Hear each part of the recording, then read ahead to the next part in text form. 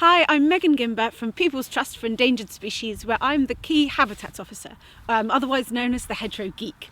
And today we're going to be looking at hedge management. If you've got a hedge, what are the different ways you can approach managing that hedge to make sure you can really get the best out of it? So the first thing to say is hedges do require management. They're a semi-natural habitat and they need to be managed because most of the plants within them are actually tree species.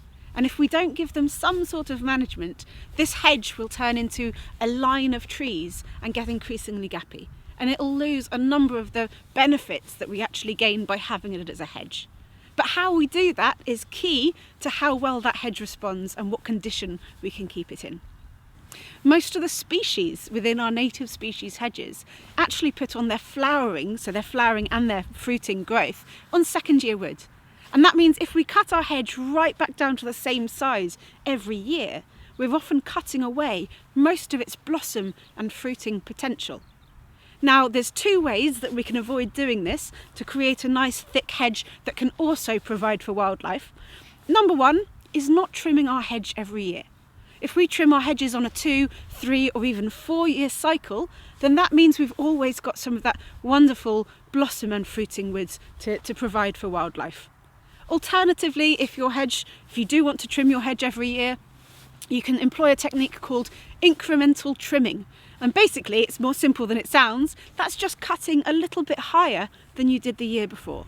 And that means every year you cut a little bit higher and a little bit wider, which means you've always got that second year wood that will flower and then fruit, always providing things for wildlife. And whether you decide to manage your hedgerows with trimming or without trimming, it's really important to note that once in a generation, roughly, you're going to need to manage your hedge with what we call rejuvenation. Now that might be hedge laying or it might be hedge coppicing, and it's very important to the hedgerow life cycle. It essentially resets your hedge and gives it another life cycle. So the premise of hedge rejuvenation, of both laying and coppicing, is that you actually make a cut really low down in your hedge. And this encourages your hedge to put on new shoots right from the very base. This is a hedge that was laid 5 or so years ago, and you can see every stem that was laid has been bent over, and where it's one stem, it's turned into 5, 6, 7 or 8 stems, which really thickens that hedge right up. And with all hedge management, whether it be trimming, laying or coppicing, this work is best done in the winter months. This makes sure there's no nesting birds in there, and it also, without the leaves, gives you a clearer shot to be able to see what you're doing. So whether you choose to trim your hedges or not, the non-negotiable for hedgerow management is rejuvenating it once every 20, 30 or even 40 years. Now, hedge laying is a fantastic way of rejuvenating a hedge.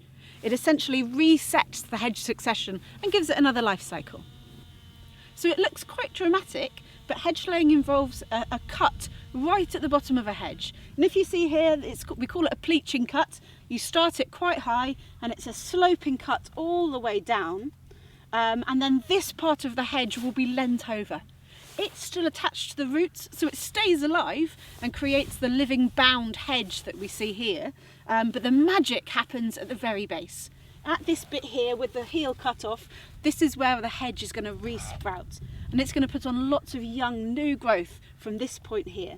That's the next generation of hedge coming through, and that's what in 30 or 40 years time might be relayed to keep that hedge going.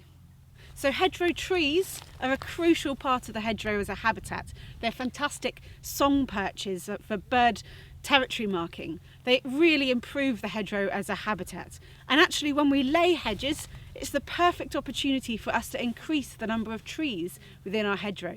We just choose a suitable stem. This one's a nice oak here, and then leave that one standing as we lay everything else.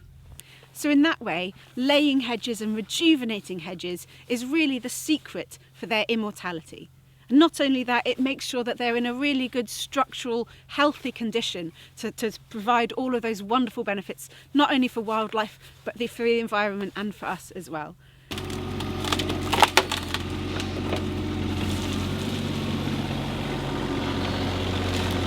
So no matter how well you manage your hedge will continue to mature through its life cycle. And at some point it needs a rejuvenation. If your hedge has got slightly too far beyond laying and it's no longer layable, then coppicing is actually a really good option. It might look quite destructive, but coppicing essentially cuts your hedge right down to the base. And from that cut, as long as you protect the stall from browsing animals, from that cut you'll get loads and loads of new shoots come up, and that will be the next generation of your hedge coming through. Well, I hope this has been useful and you've learnt a little bit about how to manage your hedgerows. If you've got any more queries, then go to our website, which has got plenty of management advice. And we've also got a free app called Healthy Hedgerows. And it's a rapid assessment app which will survey your hedge in 6 questions and let you know where it is on the life cycle and give you good management advice for what to do with your hedge next. Join us for the next part in this video series, where we're going to be revisiting these hedges in spring, where we'll show you all of the benefits of these hedges.